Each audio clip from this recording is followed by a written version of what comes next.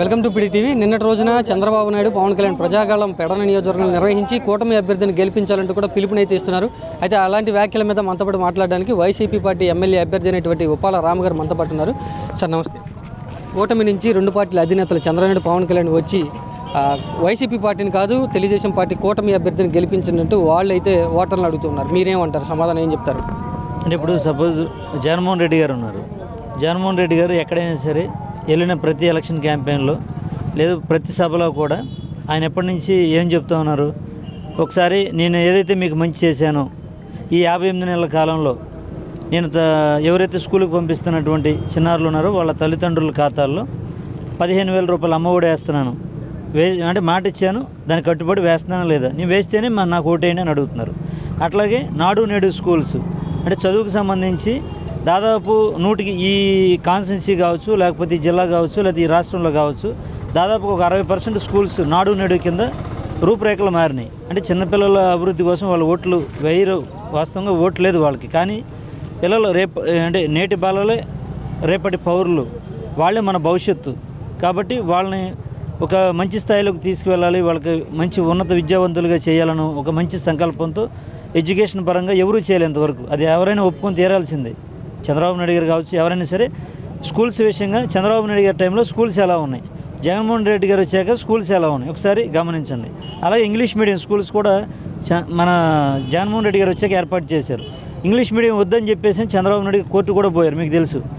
అలాగే హాస్పిటల్స్ విషయంగా కూడా చూడండి, హాస్పిటల్స్లో కూడా నాడు నేడు అని చెప్పేసి హాస్పిటల్స్ని ఆధునీకరణమైన కొత్త పరికరాలను తీసుకొచ్చి ఒక ఎంఆర్ఐ స్కాన్ సపోజ్ బందర్లో ఆ ఎంఆర్ఐ తీయించాలంటే పేదవాడు 4,000, 5,000 రూపాయలు లేదా 6,000, 10,000 రూపాయలు ఖర్చు పెట్టాలి సుమారుగా, అంటే చేసే ఆ పార్ట్ని బట్టి.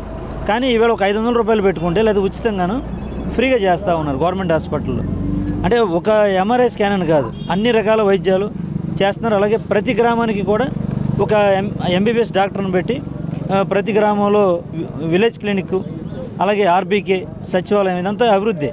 అట్లా చెప్పుకుంటూ పోతే జగన్మోహన్ రెడ్డి గారు నేను చేసిన పనిని చూసి ఈ 58 నెలల కాలంలో ప్రతి అవ్వాతాత కూడా ఇంటికి పంపించి రేషన్ అందిస్తూ ఉన్నారు, ఒక వాలంటీర్ వ్యవస్థను తీసుకొచ్చి. అట్లాగే రేషన్ ఇంటికి పంపిస్తూ ఉన్నారు. అలాగే అన్ని రకాల సదుపాయాలు ఒకటి కాదు, మరి గాంధీజీ గారు కలగనటువంటి గ్రామ స్వరాజ్యాన్ని సచివాలయ వ్యవస్థ నెలకొల్పి చిన్న చిన్న సర్టిఫికేట్లు, బర్త్ సర్టిఫికేట్, అలాగే క్యాస్ట్, మనం క్యాస్ట్ కావాలన్నా బర్త్ కావాలన్నా ఎంఆర్ఓ దగ్గరికి పోయి రోజులో అలా వెయిట్ చేయాలి, లేకపోతే నాలంటి వాళ్ళు మీలాంటి వాళ్ళు చేత సిఫార్సు చేయించుకోవాలి. ఇలాంటి పరిస్థితి లేదు. వెళ్తున్నారు, 50 రూపాయలు ఎంతో చలానా 10 రూపాయలు కడుతున్నారు, నేరుగా సచివాలయం తీసుకుంటున్నారు. అంటే ప్రజలకి చేరువ చేశారు వ్యవస్థను తీసుకొచ్చి.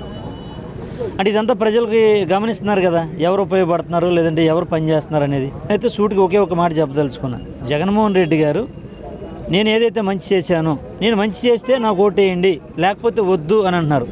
అంత ధైర్యంగా అంత నిజాయితీగా అడిగే సత్తా ఎవరికైనా ఉందా? చంద్రబాబు నాయుడు గారు 14 సంవత్సరాల ముఖ్యమంత్రి చేశాను, లేదా 15 సంవత్సరాలు ముఖ్యమంత్రి చేశాను, ఈ 15 ఏళ్ల కాలంలో ఇంత మంచి చేశాను మీకు కాబట్టి నాకు ఓటేయండి అనే పరిస్థితి ఉందంటారా మీరు? ఆయన అలా అడుగుతున్నాడా? జగన్మోహన్ రెడ్డి గారు సింగిల్గా చేసినా, అంటే ఒకేసారి చేసినా సరే నేను ఇంత మంచి చేశాను నాకు ఓటేయండి అని అంటున్నాడు. అంటే ప్రతి కుటుంబానికి ఏదో ఒక లబ్ధి చేశాడు ఖచ్చితంగా. ఈ కాన్స్టిట్యున్సీ కావచ్చు, ఈ స్టేట్ కావచ్చు, దాదాపు 83% ప్రతి ఇంటికి ఏదో ఒక పథకం వచ్చింది. ఒక ఇళ్ళను, ఒక ఇళ్ల స్థలమను, లేదా ఒక పెన్షనను, లేకపోతే ఒక అమ్మఒడను, లేకపోతే ఒక చేయుతను, ఒక ఆసరాను, లేకపోతే ఒక రైతు భరోసాను, ఒక ఇన్పుట్ సబ్సిడీ అను, ఇట్లా ఏదో ఒకటి ఖచ్చితంగా ఒక పథకం వచ్చింది. అలాంటి పరిస్థితి అంటే కులాలు, మతాలు, వర్గాలు, వర్ణాలు చూడకుండా నేరుగా అందరికీ కూడా మనకు ఓటేసాడో వేయలేదు అనేది కూడా చూడలేదు, జెండా చూడలేదు అక్కడ. జగన్మోహన్ రెడ్డి గారి ఎజెండా ఒకటే, ప్రతి పేదవాడికి అర్హులైన ప్రతి ఒక్కడికి కూడా లబ్ధి చేకూరాలనుకున్నాడు, చేకూరుస్తున్నాడు, అలా ముందుకెళ్తున్నాడు. ఖచ్చితంగా ఎవరైనా చేసుకున్నా ఎన్ని పనులు చేసినా ఇబ్బంది ఏం లేదు. పెడన ప్రజలు మళ్ళా వైఎస్ఆర్సీపీ ఫ్యానుని మళ్ళీ బంపర్ మెజారిటీతో గెలిపించడానికి సిద్ధంగా ఉన్నారు పెడనలో. మీ నియోజకవర్గంలో ఎక్కువగా ఉండేటువంటి చేనేతలకి, నేతన్నలకి ఎక్కువగా ఫ్రీగా కరెంట్ ఇస్తాం, చాలా భారీ హామీలు ఇస్తాం, అభివృద్ధి చేస్తామంటే చంద్రబాబు చెప్తూ ఉన్నారు. పవన్ కళ్యాణ్ నేను దగ్గరుండి చేపిస్తానంటూ ఆయన హామీగా అండగా నిలబడతామని చెప్తున్నారు. మీరేమంటారు మీ వైసీపీ పార్టీ నుంచి? అంటే కరెక్టే. ఇప్పుడు 100 హామీలు ఇవ్వచ్చు. 2014లో చంద్రబాబు నాయుడు గారు ఏ హామీలు ఇచ్చారు, ఆ హామీలను అమలు పరిచారా లేదా? ఇప్పుడు దగ్గర చాలా హామీలు ఇచ్చారు, దాంట్లో ఎన్ని హామీలు అమలు పరిచారు? యువతకి ప్రతి ఇంటికి ఉద్యోగం అన్నారు. ఎంతమందికి ఉద్యోగాలు ఇచ్చారు చంద్రబాబు నాయుడు గారు? మా జగన్మోహన్ రెడ్డి గారు ఎంతమందికి ఇచ్చాడు? అంటే చిన్న ఉద్యోగం, పెద్ద ఉద్యోగం, సచివాలయ ఉద్యోగం, అది గవర్నమెంట్ ఉద్యోగం కదా. ఇవాళ దాదాపు ఒక 2 లక్షల మంది సచివాలయ ఉద్యోగులు వచ్చారు. అంటే నిరుద్యోగులకు అవకాశం వచ్చింది. అలాగే మరి గ్రామాల్లో ఖాళీగా ఉన్నటువంటి యువకులు, చదువుకున్న వాళ్ళు కూడా పాపం ఒక 5,000 కావచ్చు, దానికి కూడా చాలా కాంపిటీషన్ మీరు చూస్తున్నారు. మళ్ళీ వాలంటీర్ వ్యవస్థ తీసుకొచ్చి గ్రామంలో ఖాళీగా ఉన్న యువత కూడా ఏదో ఒకటి, అంటే వాళ్ళు ప్యారలల్గా వ్యవసాయం పని చేసుకోవచ్చు, లేదా ఇతర ఏదైనా పని చేసుకుని దాంతోపాటు ఈ 5,000 రూపాయలు దినసరి వేతనానికి వాళ్ళు కూడా ఆల్టర్నేట్గా ఇది కూడా ప్యారలల్గా చేసుకుంటూ ఉన్నారు. అది కూడా ఉద్యోగం. చంద్రబాబు నాయుడు గారు చెప్పారు కదా, గవర్నమెంట్ డబ్బులు ఇస్తున్నాం కాబట్టి గవర్నమెంట్ ఉద్యోగం అని. మరి ఆయనే చెప్పాడు. అంటే దాదాపు 4 లక్షల పైచిలుకు ఉద్యోగాలు చిన్నవో పెద్దవో ఇచ్చారు జగన్మోహన్ రెడ్డి గారు. మరి 4 లక్షలు ఆయన కెరీర్ మొత్తం ఇచ్చారని నేను అడుగుతున్నా. చంద్రబాబు నాయుడు గారు 14 సంవత్సరాల కాలంలో జగన్మోహన్ రెడ్డి గారు ఇచ్చిన 4 లక్షల ఉద్యోగాలు ఇచ్చారా ఇవ్వలేదా? ఒకసారి గమనించండి, ప్రజలే గమనించండి. లేదు, ఆయన 2014 ఇచ్చిన హామీ ఏంటి? ప్రతి ఇంటికి ఉద్యోగం లేదా 2,000 నిరుద్యోగ వృత్తి అన్నాడు. ఎంతమందికి 2,000 నిరుద్యోగ వృత్తి ఇచ్చాడు? ఎంతమందికి ఉద్యోగాలు ఇచ్చారు?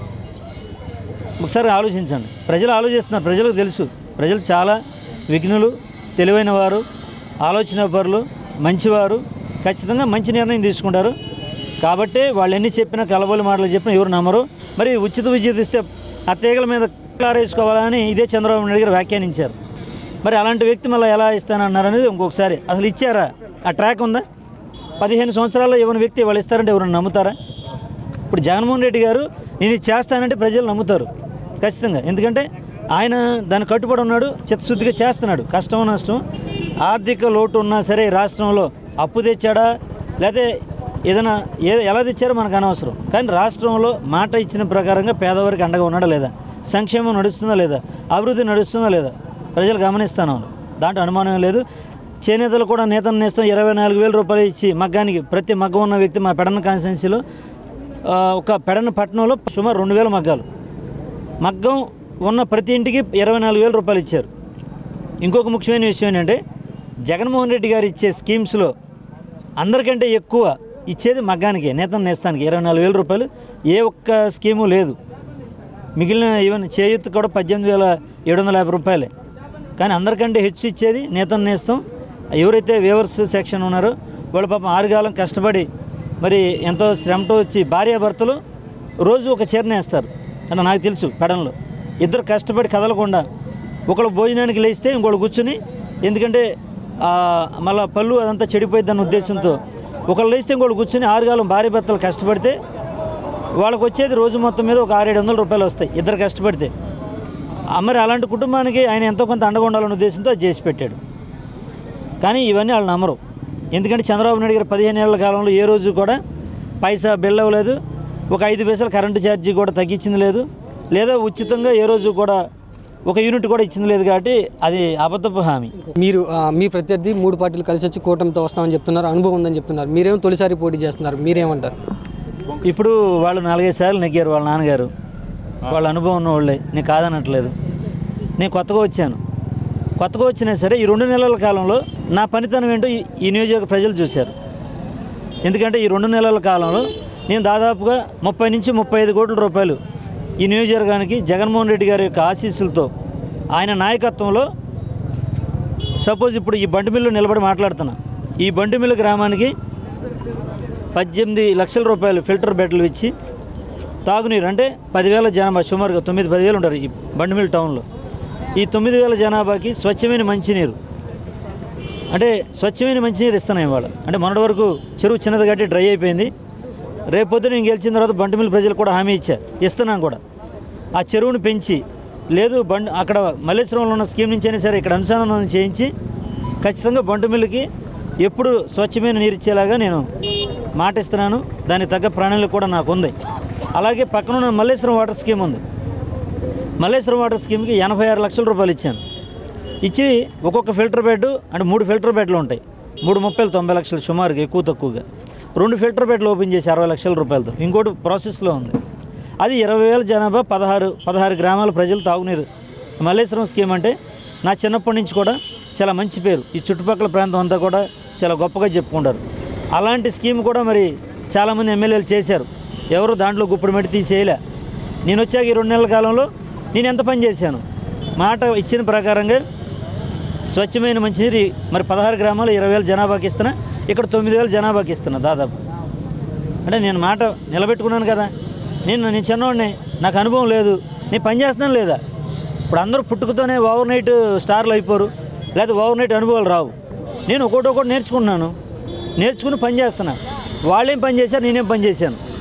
వాళ్ళ 25 ఏళ్ళ కెరీర్లో వాళ్ళు ఎంత పని చేశారు, నా 2 నెలల కాలంలో నేను ఎంత పని చేశాను. ఒకసారి ప్రజలు గమనించమని నేను కోరుకుంటున్నా. గమనించి ఎవరు మీకు పని చేస్తారు, ఎవరు గ్రామాలకి మంచి చేస్తారు, ఎవరు ఉపయోగపడతారు, అలాగే ప్రజలకు ఎవరు అందుబాటులో ఉండి ఎవరికి మేలు చేస్తారు, వచ్చిన వాడికి నీ పేరేంటి లేకపోతే నీ ఊరేంటి అని అడగకుండా కేవలం పని ఏంటి అని అడిగి చేసేవాడిని నేను. ఇప్పుడు కాదు, మా నాన్నగారు ఉప్పాల రామప్రసాద్ గారు ఉన్న దగ్గర నుంచి కూడా వచ్చిన ప్రతి వ్యక్తిని, ఇంటికి వచ్చిన ప్రతి వ్యక్తిని గౌరవించడం, అలాగే వాళ్ళు పని చేయటమే నాకు వచ్చిన పని. నాకు అనుభవం అవసరం, నాకు పని తెలుసు, పని చేస్తా.